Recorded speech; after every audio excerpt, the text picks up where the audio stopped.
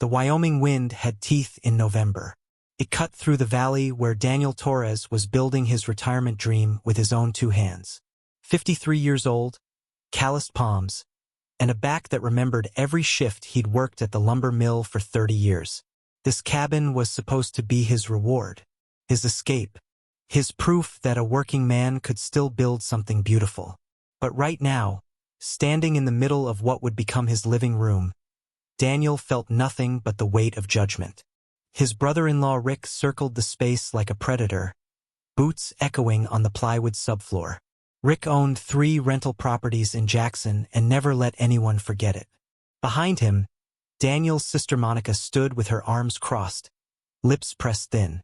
Rick knocked his knuckle against the floor. The sound was solid, flat, unforgiving. "This is your big plan? A completely flat floor?" Daniel wiped sawdust from his flannel shirt. "I know what I'm doing, Rick." Monica stepped forward, her voice softer but somehow worse. "Danny, honey, every cabin floor has a slope, even just a slight grade toward the door. It's basic construction. Water, spills, anything liquid needs somewhere to go." Rick laughed, sharp and mean. "Your floor's flatter than Kansas, Torres. First time you track in snow, first time a pipe leaks, you're gonna have a swimming pool in here. But hey, you do you." Daniel's jaw tightened. "The slope causes problems. I've thought this through." Rick exchanged a look with Monica, the kind of look that said everything without words. The kind that made Daniel feel small despite being 6 feet tall and strong as an ox. "You've thought it through," Rick repeated slowly, like speaking to a child. "Against every contractor, every building code recommendation, every person who's ever built a mountain cabin. But sure, Daniel Torres knows better." Monica touched her brother's arm. "We're just worried. This is your retirement money. All of it. If you have to redo this floor." "I won't," Daniel said quietly. The silence stretched. Outside, a raven called from the ponderosa pines. Daniel had chosen this plot carefully. 5 acres backing up to National Forest. A creek within walking distance. Far enough from town to have peace, close enough to stay connected. He'd drawn the plans himself, spent months getting the foundation right, framing the walls true and square, and he'd made the floor dead level, perfectly, intentionally flat. Rick headed for the door, shaking his head. "Your funeral, man. Come on, Monica. Let's leave the master builder to his wisdom." Monica lingered. "Danny, it's not too late. You could still—" "I know what I'm doing," he said again, but his voice cracked slightly on the last word. After they left, Daniel stood alone in the skeleton of his dream. The walls were up but not insulated yet. No windows installed, just openings covered with plastic sheeting that snapped in the wind. The afternoon light came through in cold, gray sheets. He pulled out his phone and scrolled through the dozens of photos he'd taken over the past year. Other cabins in the area, rentals, hunting lodges, fancy vacation homes owned by people from California and Texas. He'd toured them all, asking questions, taking notes, watching how they functioned during the wet season. And he'd seen the same problem in nearly every single one. The sloped floors did exactly what they were designed to do. They channeled water. But they channeled it to the lowest point, usually near the door, where it pooled in corners, seeped into joists, created rot and mildew. In cabins with wood stoves, melting snow from boots created permanent water damage in the same predictable spots. The slope was supposed to solve problems. Instead, it concentrated them. Daniel's solution was different. Radical, maybe, but based on something he'd learned from his grandfather, who'd built barns that lasted 70 years. Don't give water a place to gather. Make it leave entirely. His floor wasn't just flat. It had a drainage system underneath. Channels built into the subfloor that directed any moisture to perimeter drains leading outside. No pooling. No concentration points. No rotting boards in 10 years. But try explaining that to Rick. Daniel's phone buzzed. A text from his daughter Emma in Denver. "Dad, Uncle Rick says you're being stubborn about the floor. Please tell me you know what you're doing." Even Emma, even his own daughter doubted him. He typed back, "Trust me, sweetie." Then deleted it. Typed, "It'll be fine." Deleted that too. Finally, "I love you. Talk soon. He pocketed the phone and picked up his circular saw. The walls needed sheathing. The roof needed trusses. The windows would arrive next week. He had work to do, and no time to waste convincing people who'd already decided he was wrong. The wind picked up, howling through the framing. Daniel pulled his jacket tighter and got back to work, alone with his mockery and his conviction. 2 weeks passed like a slow drip of humiliation. Word spread through the small community of Pine Ridge faster than Daniel expected. In a town of 800 people, everyone knew everyone's business, and apparently his flat floor had become the hottest topic at the corner cafe. He found out when he stopped for coffee on a Tuesday morning. "Hey, floor man," called out Pete Garrison from his usual booth. Pete ran the local hardware store and had sold Daniel half his materials. "Heard you're reinventing construction over there. How's that science project coming?" Laughter rippled through the cafe. Daniel felt heat crawl up his neck. "It's coming along fine," he said, keeping his voice steady. An older man named Dutch, retired contractor, swiveled on his stool at the counter. "Son, I've built 42 houses in this county. Every single one has a sloped floor for drainage. There's a reason for that. Maybe there's a better way," Daniel offered, but his words felt thin, uncertain.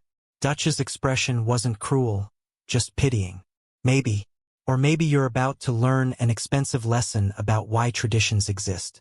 Daniel took his coffee to go. At the lumber yard that afternoon, the young clerk Josh hesitated before loading Daniel's order of insulation bats. "My dad heard about your cabin. He says you're gonna have major problems come spring thaw." "Your dad know everything?" Daniel asked, more sharply than intended.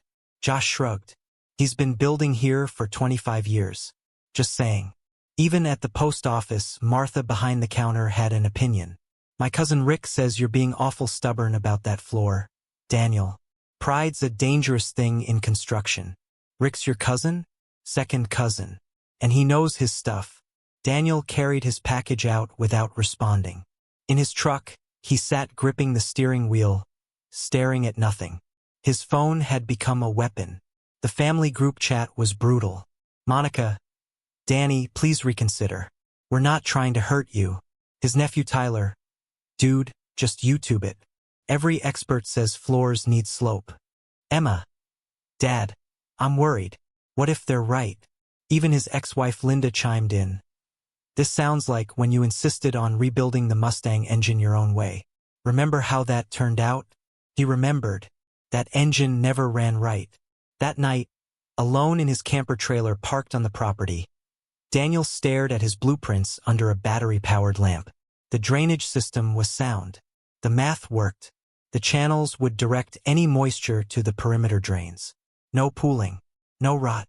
But what if he was wrong? What if 30 years of working with Wood hadn't taught him enough about building?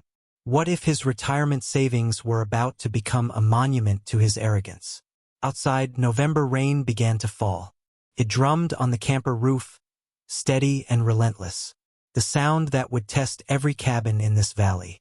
The sound that would prove him either right or ruined. Daniel closed his eyes, but sleep wouldn't come.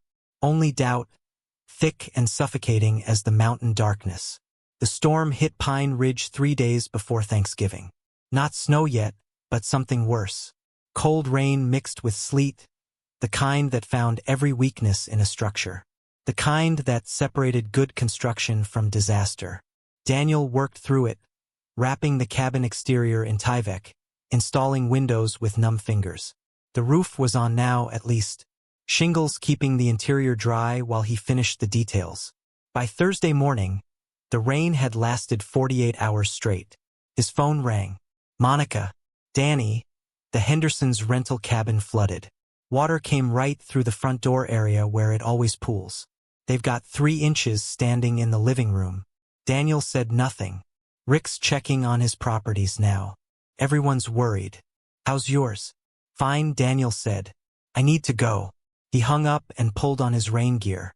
The walk from his camper to the cabin was a wade through mud and standing water. The whole valley had become a bog. Inside the cabin, he held his breath. The floor was dry. Completely, perfectly dry. Daniel dropped to his knees, running his hands across the plywood. not even damp. He grabbed his flashlight and crawled to check the perimeter. The drainage channels were working exactly as designed. Any moisture that made it inside was being pulled to the edges and expelled through the exterior drains. No pooling, no concentration, no water damage. His chest felt tight, but not from panic. From relief so intense it almost hurt. He heard vehicles outside, doors slamming. Rick came through the door first, Monica behind him, both in rain slickers. Rick's face was set for confrontation, probably ready to see Daniel's failure firsthand. He stopped dead, walked the entire floor, looking down, then up at Daniel, then down again. His bone dry, Rick said slowly. Daniel stood, brushing off his knees. I know. Monica moved through the space, her boots squeaking on the dry plywood. How? Rick crouched, examining the perimeter. He saw the drain openings, barely visible along the edges. Understanding dawned on his face. You built drainage underneath. Channels in the subfloor. Daniel nodded. No slope means no collection point. The water doesn't pool anywhere because it can't. Gets pulled straight to the edges and out. Rick stood, something shifting in his expression. The Henderson place has 2 inches of standing water right by the door. Same spot that always floods. The slope concentrates everything right there. Where it causes rot, Daniel said quietly. The 3 of them stood in the silence, rain hammering the roof above. Monica's eyes were wet, and not from the weather. Danny, I'm so sorry. If you've been rooting for Daniel this whole time, hit that subscribe button right now. Because this story is about to get even better, and you won't want to miss what happens next when word spreads about his revolutionary design. By Monday, Daniel's phone wouldn't stop ringing. Pete Garrison from the hardware store was first. Daniel, I owe you an apology. And I need to know how you built that drainage system. Got 3 customers asking about it. Then Dutch, the retired contractor. His voice was gruff but genuine. Been building wrong for 40 years, looks like. You got time to walk me through your plans? The mayor's office called. The town was dealing with flood damage in multiple public buildings. Could Mr. Torres consult on a solution? Daniel sat in his camper that evening, his dinner of canned soup going cold, staring at 17 missed calls. This wasn't what he wanted. He'd built his floor to solve his own problem, not to prove anything to anyone.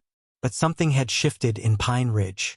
Josh from the lumber yard showed up at the property Tuesday morning with his father, a grizzled builder named Tom who'd mocked Daniel 2 weeks earlier. Tom walked through the cabin twice without speaking, examining every detail of the subfloor drainage system Daniel showed him. Finally, Tom extended his hand. I was wrong about you. This is brilliant. Simple but brilliant. Daniel shook it, feeling something loosen in his chest. By December, 3 other builders in the county had adopted Daniel's system for new construction, Rick included.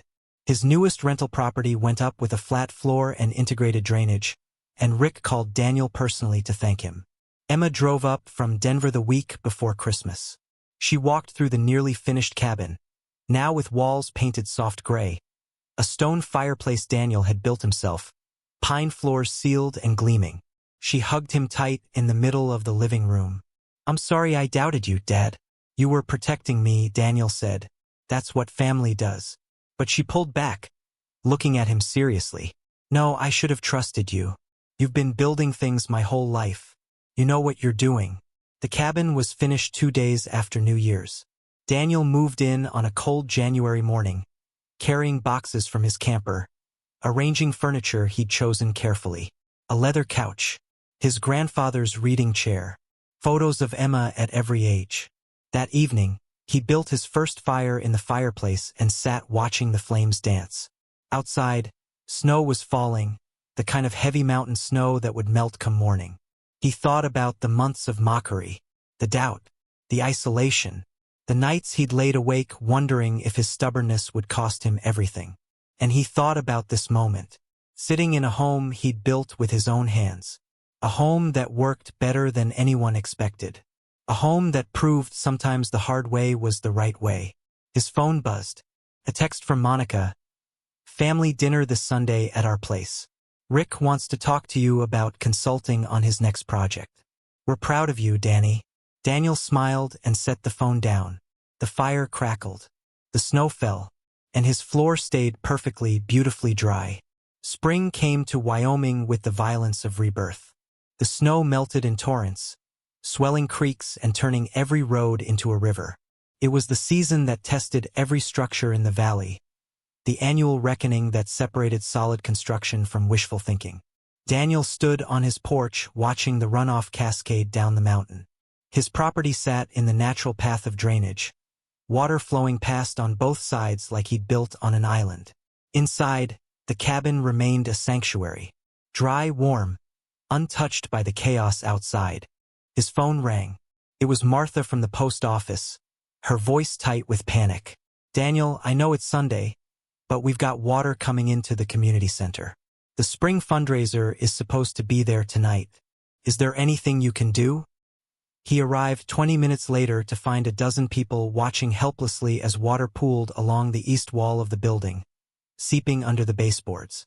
The floor had the traditional slope, and it was doing exactly what it was designed to do, channeling every drop to the lowest corner where it had nowhere to go but up into the drywall. Dutch was there, along with Tom and 2 other contractors. They tried sandbags, shop vacs, everything.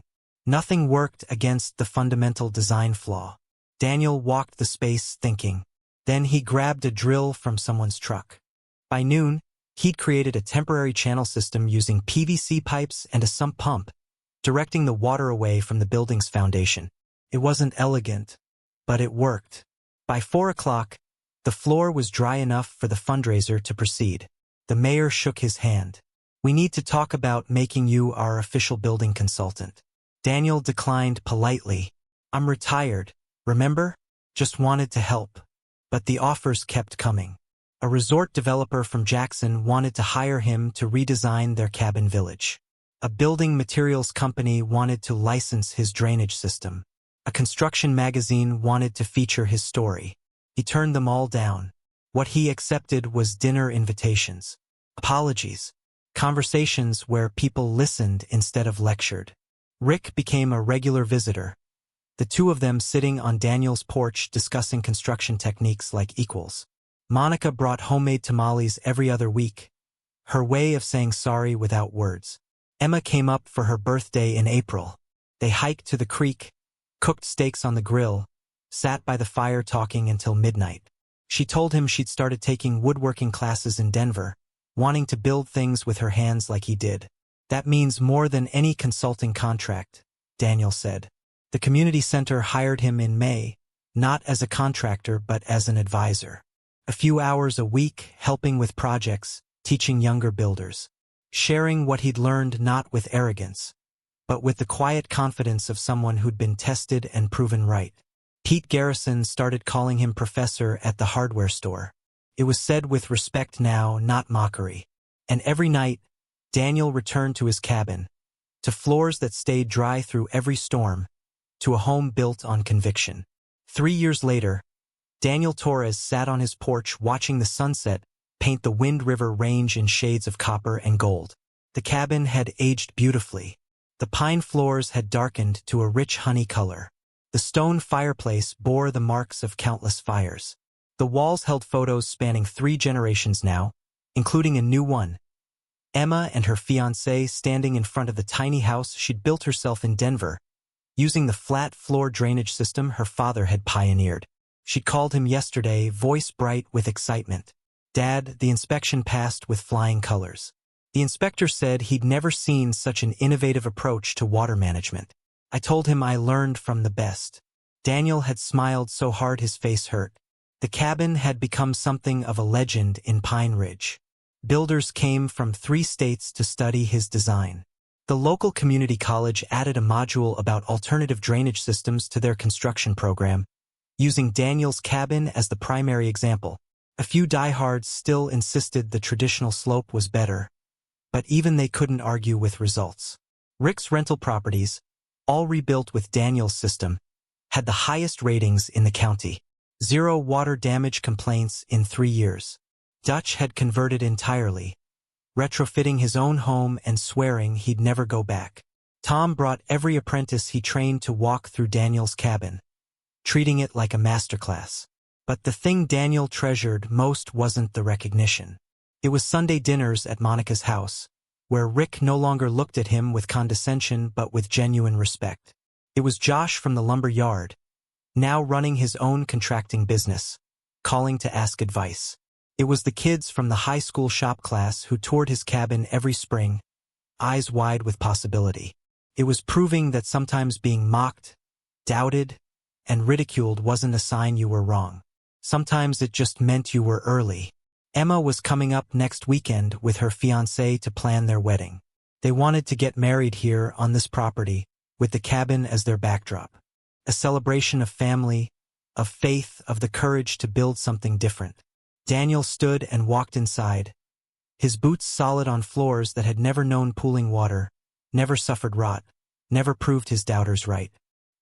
He poured himself coffee and sat in his grandfather's chair, looking around at the home he'd built against all advice. The home that had taught an entire community to question assumptions. The home that proved conviction, backed by careful thought and hard work, could weather any storm. Thank you so much for staying with Daniel's story all the way to the end.